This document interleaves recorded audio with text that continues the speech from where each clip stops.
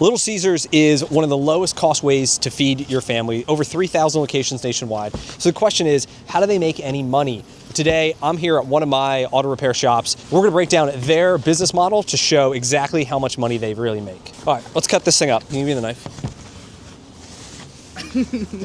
What is this?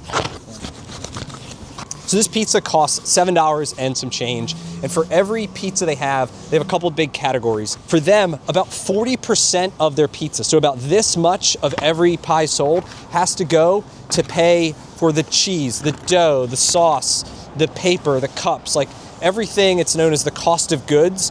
Everything that physically goes into making the pizza is right here. So 40% of every pizza is gone to the cost of goods. Next, we have payroll. The average Little Caesars has 25 employees per location. Most of these are part-time that have variable schedules. Years ago, we looked into buying Little Caesars. I looked at buying a package of them. And honestly, this was one of the things that held me back was the amount of employees that you need. Because most people don't own just one, they own a bunch. And 25 employees, you had 10 locations, you have 250 part-time minimum wage people. Not something I really wanted to deal with personally, but 25% of the revenue of every pizza has to go and pay for all his employees. So let's cut it up. So about a quarter of every pie goes to paying everyone who works in the store to make the pizzas. One day that number may get smaller though, as you look into AI and automation and pizza robots. I mean, that's what a lot of these companies are doing, because think of how big of an expense it is for them. And reducing that cost is how they make more money. Next, we have the variable costs. So Little Caesars is a franchise, which means they have to pay a percentage of every pizza sold to Little Caesars corporate as a royalty. That's what, for the name, for, all the technology that they're developing. They also have to pay to national advertising. Little Caesars is now the national Super Bowl pizza company. They took it over from Domino's years ago when they had a lot of drama around their founder. So for every pizza sold, about 12% of it goes to these variable costs: royalty, their national advertising, and all their credit card fees. And it doesn't matter if they're selling one pizza or thousands of pizzas, that number is sticky. 12% of every pie has to go away. So there it is, the average slice, 12% to corporate and advertising. Finally, we have the fixed costs. Now for every location, they're gonna have these no matter what. They're gonna have rent, they're gonna have utilities, they're gonna have insurance, uniforms and cleaning bills and all the things, whether they're selling $1 million of pizza, 2 million or $500,000, it doesn't matter, these costs are the same. But for the average location, it's gonna be about 12% of their revenue go to this, roughly $8,000 a month. So let's cut it up. So there's another 11, 12% to their fixed costs. So that finally leaves us with our profit. Roughly 12% of every pizza is how much is left for the owners. Now, Little Caesars is a franchise, which means every location is individually owned.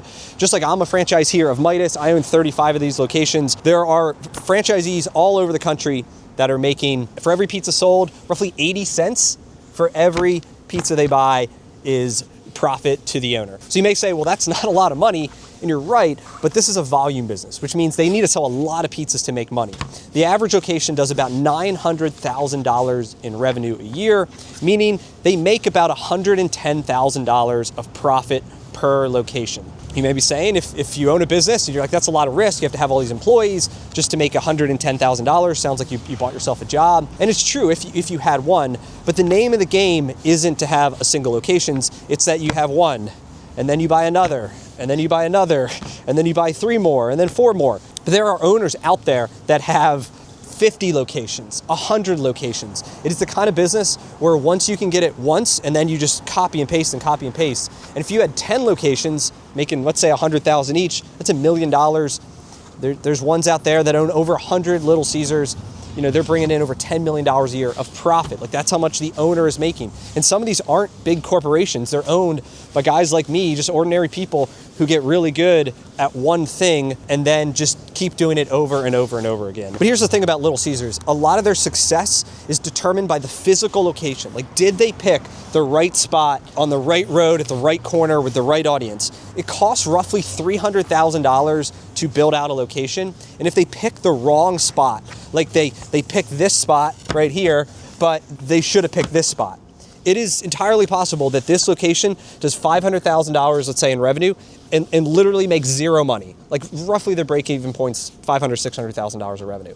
And it's possible that across the street over here, if they pick that spot, that could be $1 million, a $1.2 million location. It is literally the address they picked. I know when we looked into it years ago, one of the factors was like how much nighttime traffic goes by, like people returning from work going home. If you picked a location where everyone's going to there, not from there, they're not going to get it and then drive 20 minutes. They're going to pick it up right by their home so it's nice and hot. So you pick the wrong spot, you're totally screwed. And when we looked into it, we visited a number of the strip centers and the locations where they failed, and it was like hard to tell from the outside that it would be a failure. It wasn't that obvious because they all seem like good spots. Honestly, that's like what scared me away from it, was just you're betting on the location versus in my business, in Midas here, we're successful by the team. Like, do we hire great people?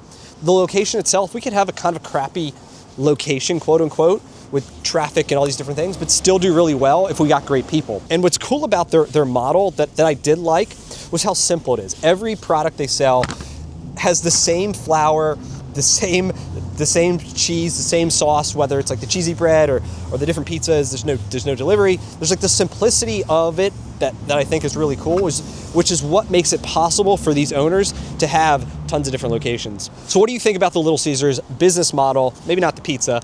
Would you own one? Let me know in the comments. I'd love to hear it. And if you want to know more about how I scaled my business to 35 franchises, we do over 50 million in revenue fixing cars, check out this video here.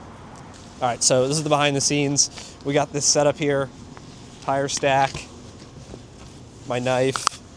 We got boxes, banker boxes for paperwork. Thought it'd be funny. My knife got a little dirty and my hands are really cold, but making some pizza movie magic here. So we got our overhead set up. We're gonna get a nice clean cut on this greasy box. We're gonna draw some stuff. Movie magic. So what do you think first? You think I go around the outside? Just like, we are not eating the pizza after it gets there's Sharpie all over it. The cheese getting in my way. Oh yeah, nice. The 25 cogs, and then it's 25 payroll, so there it is. Stop motion at its finest. Get the you got shots of it? Get the pizza in my BMW. My golf club. What do you give it? I mean, a solid 6 out of 10. It looks like cafeteria pizza. It's not terrible. I mean, it's $7. You can't complain. Yeah. No, I mean. $7.29. Yeah. Little Caesars is for the people. No. And it's quick and ready. So, I mean, you don't have to wait. Yeah. It's literally We had to wait. Yeah.